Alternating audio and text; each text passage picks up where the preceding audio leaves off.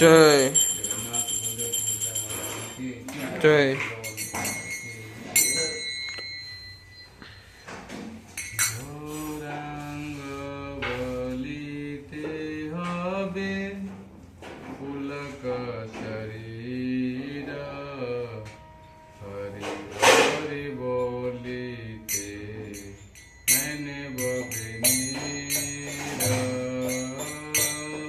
गौरांग बलिते हबे पुलक शरीरा हरि हरि बोलिते नयन माविनीरा। गौरांग बलिते हबे पुलक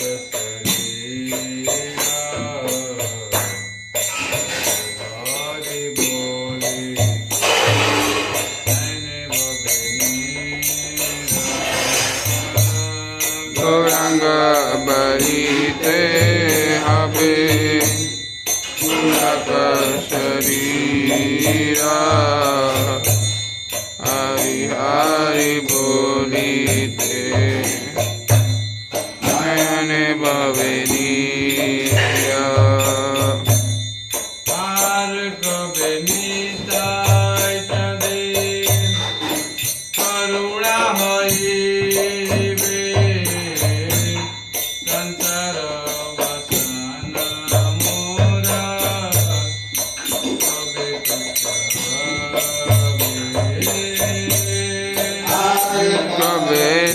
ताय चंदे करुणा होइबे संसार वासना मोरा कबे तुच्छ होइबे। हार कबे निताय चंदे करुणा होइबे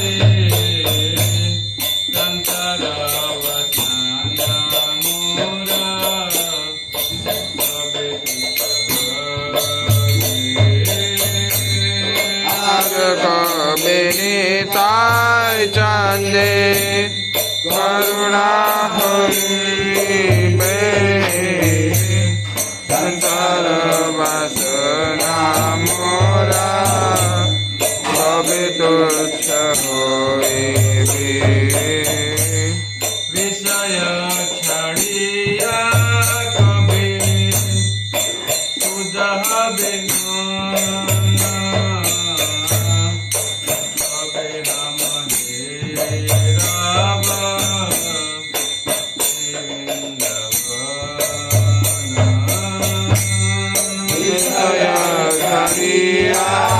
कबे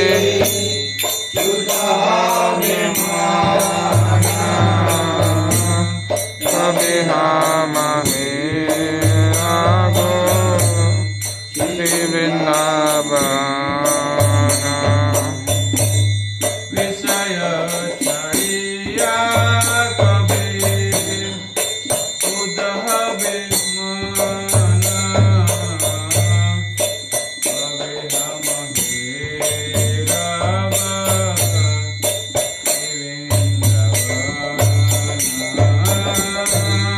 विषय छड़िया कबे शुद्ध हबे माना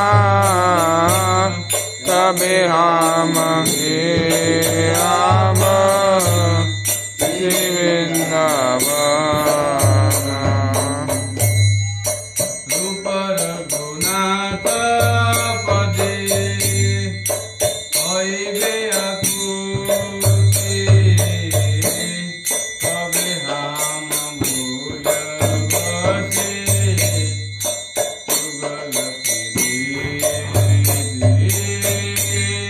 रूप रघुनाथ पदे होइबे हम भूल बसे जुगल प्रदीप।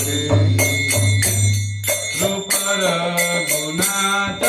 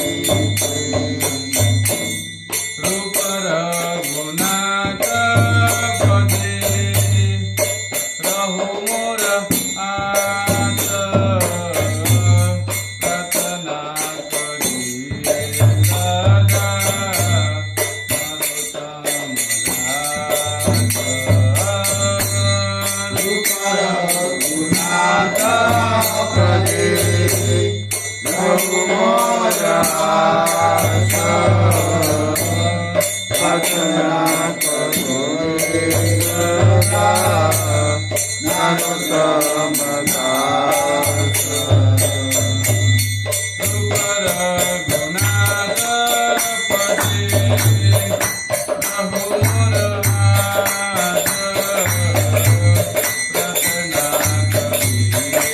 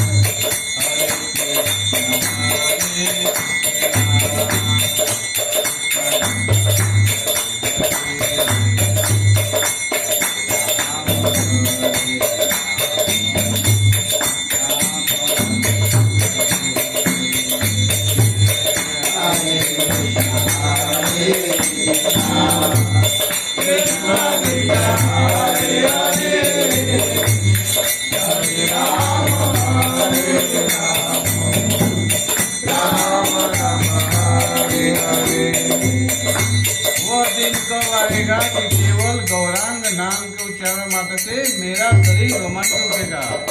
तब हरि हरि उच्चारण से मिलने से प्रेमाश्रु बन निकलेंगे। हरे कृष्ण हरे कृष्ण कृष्ण कृष्ण हरे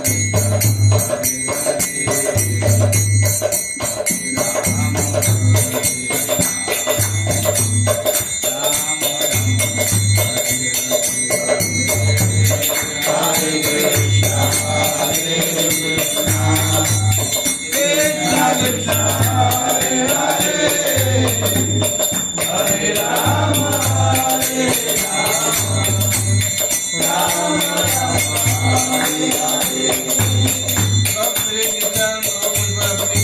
करेंगे जिससे मेरी समस्त भौतिक भोग की इच्छाएं कुछ हो जाएंगी। हरे कृष्ण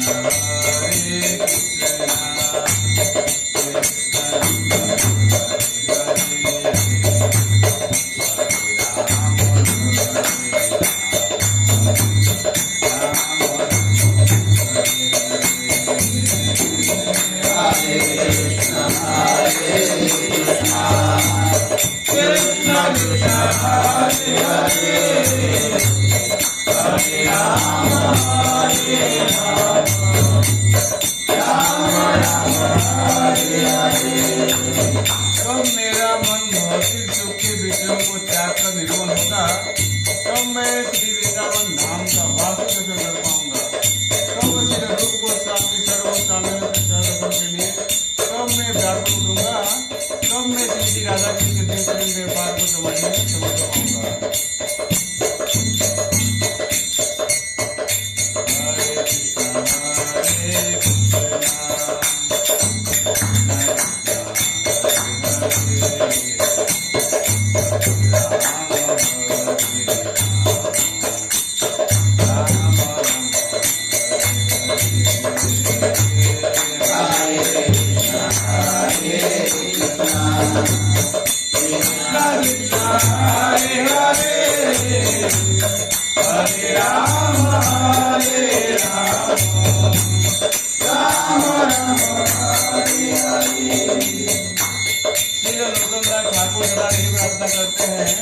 श्री रूप गोस्वामी श्री रघुनाथ गोस्वामी चरणों में मेरी तरह आस बनी रहे।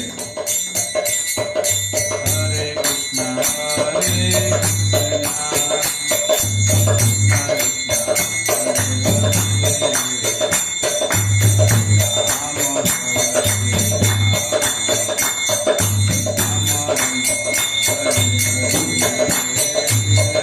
Hare Krishna, Hare Krishna, Krishna Krishna, Hare Hare, Hare Rama, Hare Rama, Rama Rama, Hare Hare.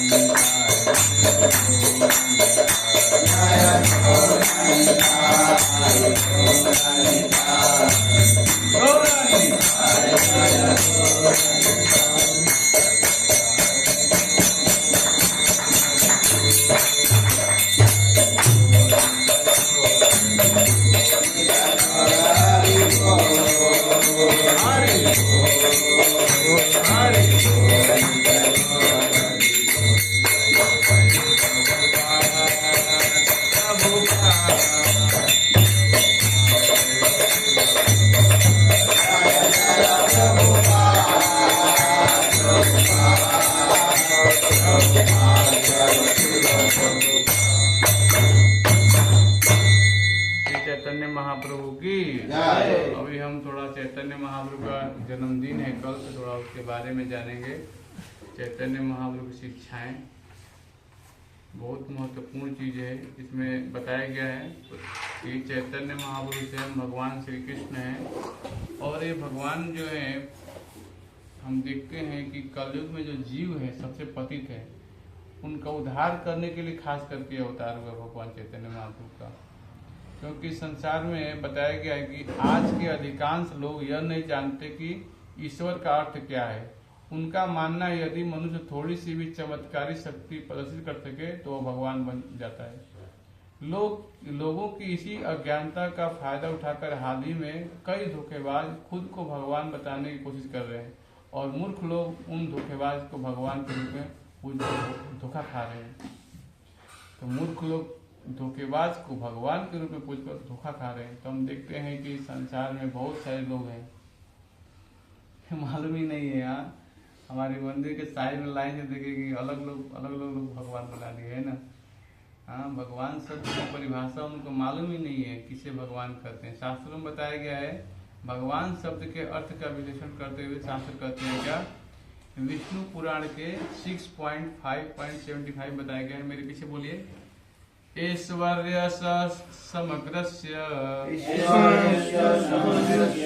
वीर्यस्य श्रिय ज्ञान वैराग्य सुश्चैव शास्त्रां भग इति अंगना। समग्रस्य ऐश्वर्यस्य समग्रस्य अर्थात समग्र ऐश्वर्य, समग्र वीर्य से ऐसे श्रिय। तो 6 चीजें पूर्ण मात्रा में क्या क्या बोलिए मेरे पीछे। समग्र ऐश्वर्य, समग्र वीर्य, समग्र यश, समग्र सौंदर्य, समग्र ज्ञान और समग्र वैराग्य। ये 6 अचिंत्य बोलिए शक्तियाँ पूर्ण रूप से जिसमें है वह भगवान है। ये शास्त्रों में इसकी भगवान शब्द की परिभाषा बताई है। क्या क्या 6 मात्रा पूर्ण रूप में होने चाहिए शक्ति के अंदर। क्या क्या समग्र ऐश्वर्य। तो हम देखते हैं कि भगवान जब द्वारिका में थे तो भगवान के पास समग्र ऐश्वर्य था, है ना। जितने रानियां उतने सारे महल। हाँ, एक रानी के एक लिए महल बना दिया भगवान ने, है ना। अभी एक पत्नी कोई रखता है तो उसके लिए कितना खर्चा उठाना पड़ता है कि नहीं। हाँ, हम उसकी तुलना नहीं कर सकते, है ना। भगवान पूरे ब्रह्मांड के मालिक हैं। हाँ, जो आज बोलते हैं मेरी पत्नी, वो भी उनकी स्त्री नहीं है, भगवान की संपत्ति है ना। बोलते हैं अपना कुछ नहीं है।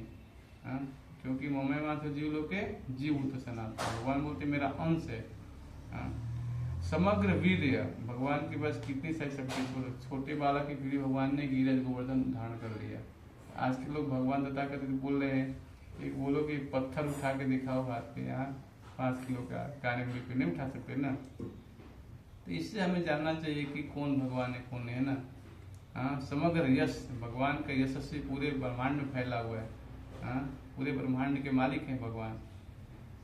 और समग्र सौंदर्य, सौंदर्य तो पूछना नहीं है। हाँ, भगवान, हाँ, इतने सारे सौंदर्य भगवान के कि सब लोग मोहित हो जाते हैं, चाहे जीव जंतु पशु पक्षी सब देखते कृष्ण को।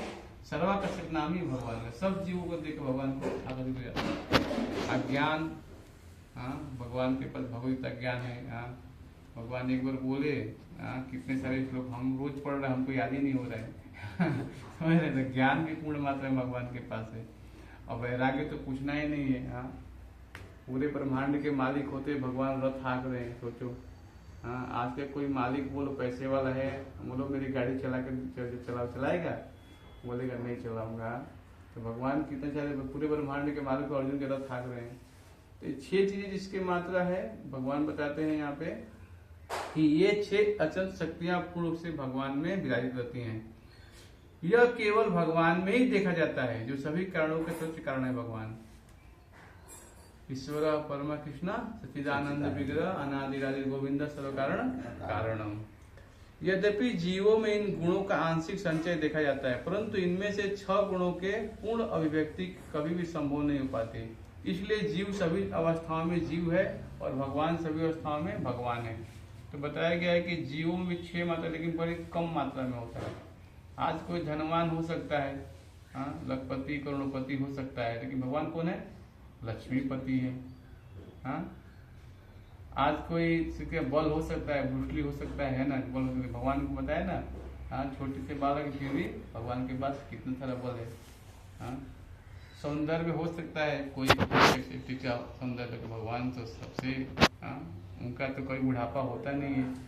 और यहाँ के जो है बुढ़ापा हो जाता है कि नहीं यार? तो हाँ, मेकअप करना पड़ता है। हाँ, मेकअप करना पड़ता है, भगवान को ये सब मेकअप नहीं करना पड़ता है। भगवान 9 नहीं तो यौवन होते हैं, 16 साल से कभी आगे बढ़ते ही नहीं है। हाँ, उनकी यौवन अवस्था। जीव कभी भी ईश्वर नहीं हो सकता है। देखिए, शास्त्र में बताया कि जीव कभी ईश्वर नहीं हो सकता है।